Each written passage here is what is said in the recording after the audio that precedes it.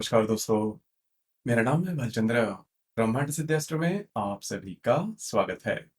आज के इस वीडियो में हम चर्चा करेंगे मकर राशि का जनवरी 2024 का संपूर्ण राशिफल। कैसे होंगे ग्रह योग, कैसे होंगे ग्रहों के राशिअंतर और वो आपके राशि पर किस प्रकार से प्रभाव करने वाले हैं। कौन से निर्णय आपको लेने हैं, कौन से निर्णय आपको टालने हैं। आपके जीवन का ऐसा कौन सा क्षेत्र है जो कि सबसे ज्यादा प्रभावित होने वाला है। सभी के बारे में डिटेल में चर्चा इस वीडियो में हम करने वाले हैं।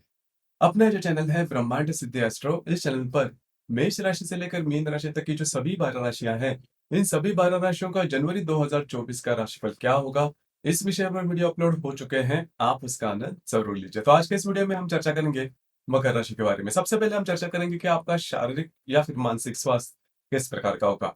जैसे कि आपके राशि का जो स्वामी है वो आपके द्वितीय भाव में चल रहा है, जिससे हम साढ़े साथी भी कहते हैं। तो साढ़े साथी का जो आखिरी पर्व है वो आपका शुरू हो चुका है।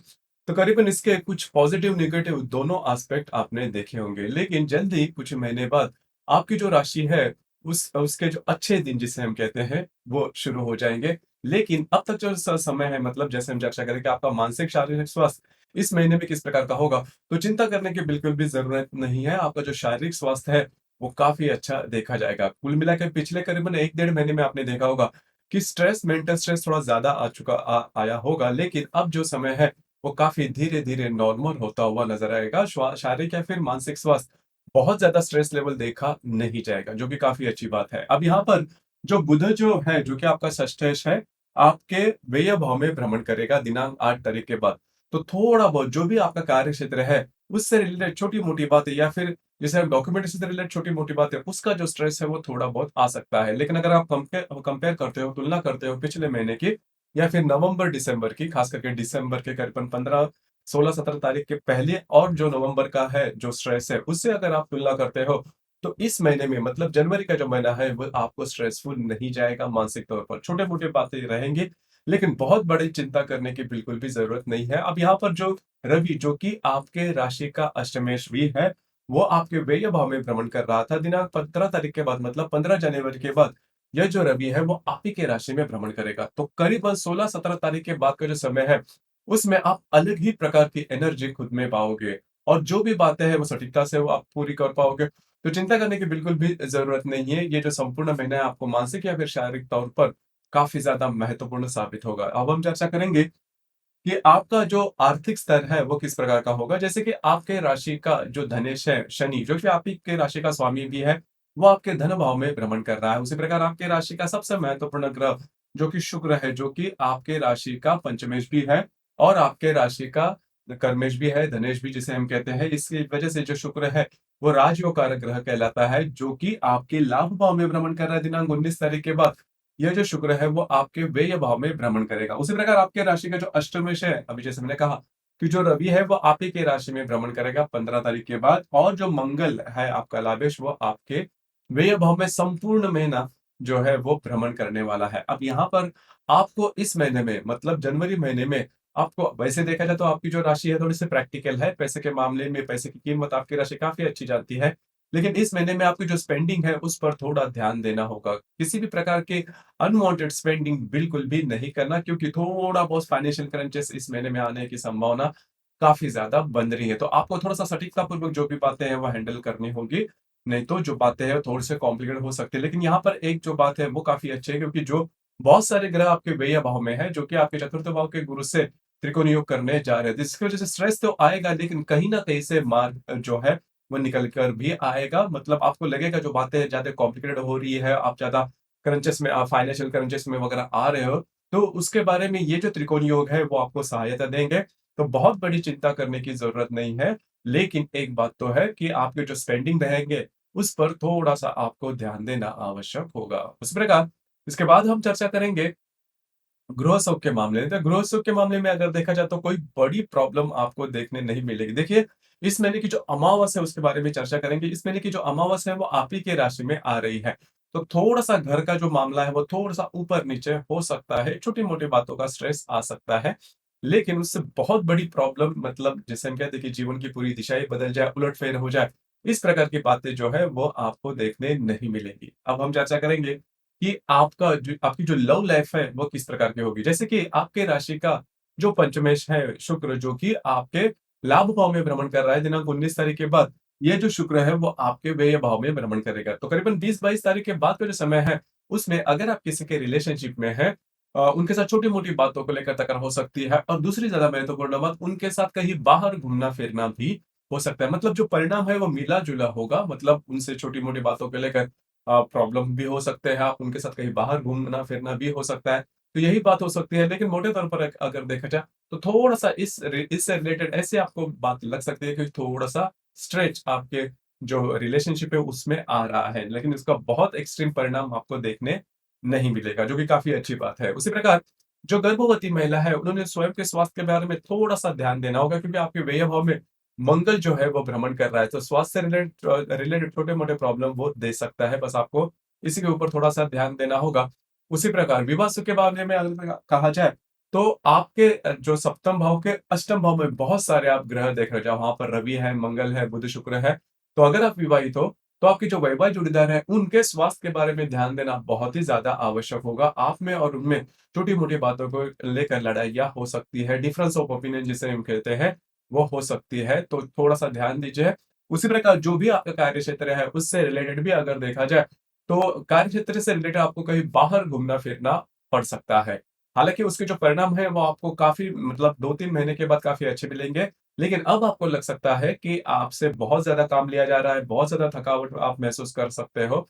लेकिन उसके जो परिणाम हैं, वो आपको मैंने जैसे कहा कि थोड़े महीने के बाद आपको काफ़ी सकारात्मक देखने मिलेंगे।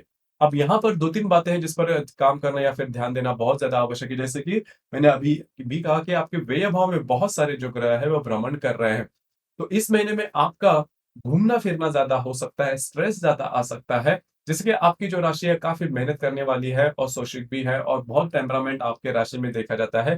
तो वही जो टेस्टिंग पीरियड है वो आपका इस महीने में आप मान के चल सकते हो, क्योंकि इस महीने में ये जो बातें हैं वो काफ़ी ज़्यादा मतलब कई दफ़ा आपको ऐसे एक्सपीरियंस आएँगे कि काम होते-होते रुक गया या फिर आपने काम बहुत सारे किया, आपने बहुत एफर्ट दिए हैं, लेकिन आपके लिए सक्सेस जो है वो इतना ईज़ी नहीं रहा। तो यही बातें, यही अनुभव आपको इस महीने में मिल सकता है।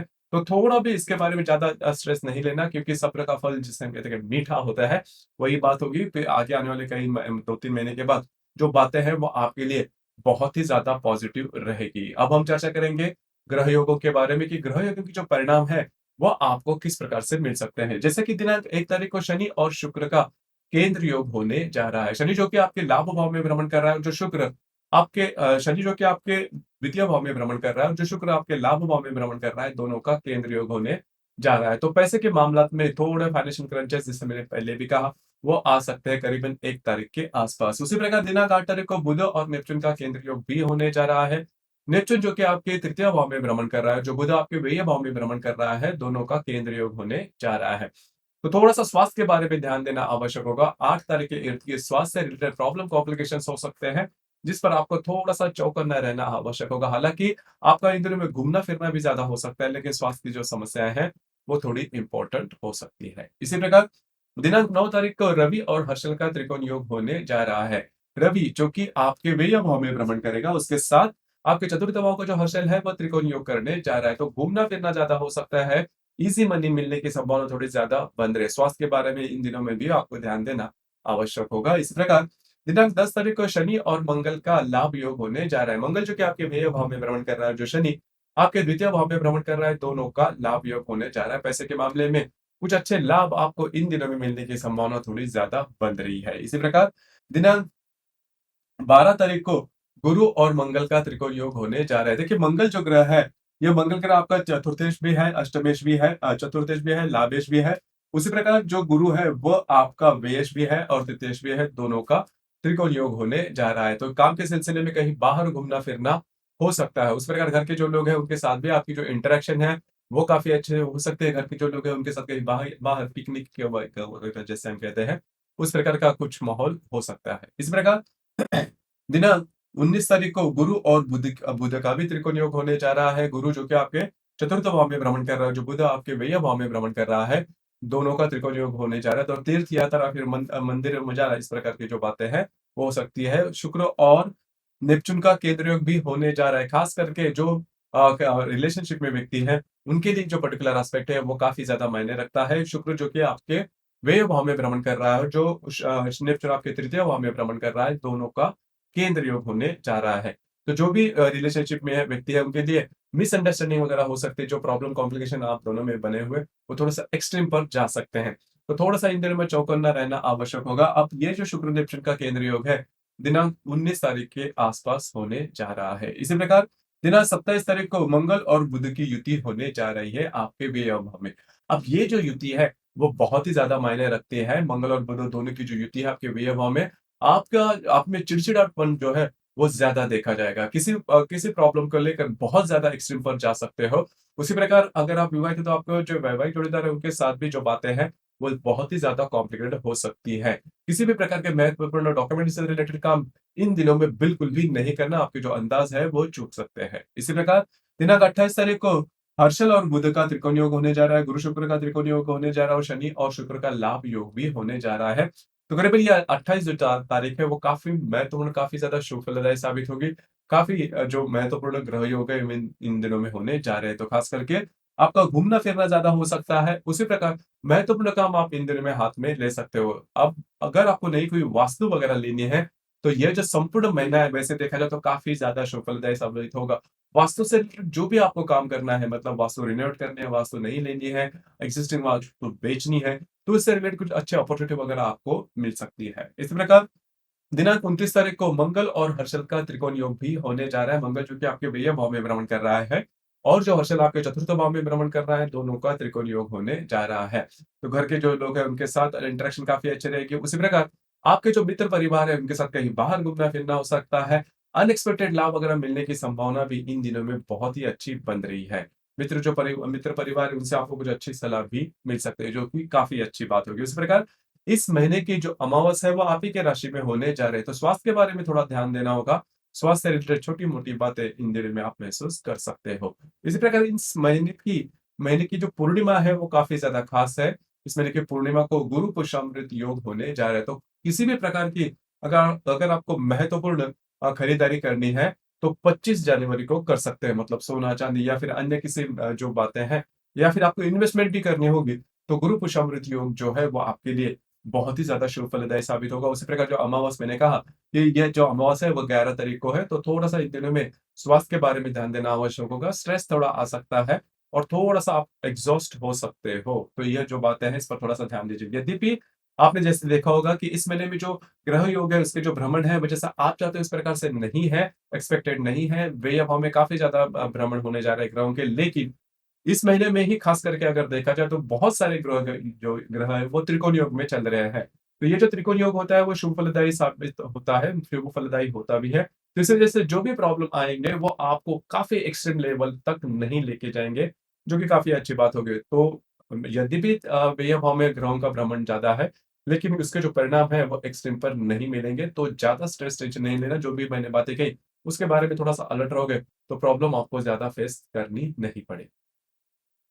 तो दोस्तों, ये था मकर राशि का जनवरी 2024 का संपूर्ण राशिफल। आपको ये राशिफल कैसा लगा? आपने किस प्रकार से अनुभव किया? नीचे कमेंट बॉक्स में ज़रूर कमेंट करना और अपना जो चैनल है ब्रह्मांड सिद्ध एस्ट्रो, इसे भी लाइक, शेयर और सब्सक्राइब ज़रूर करें। धन्यवाद।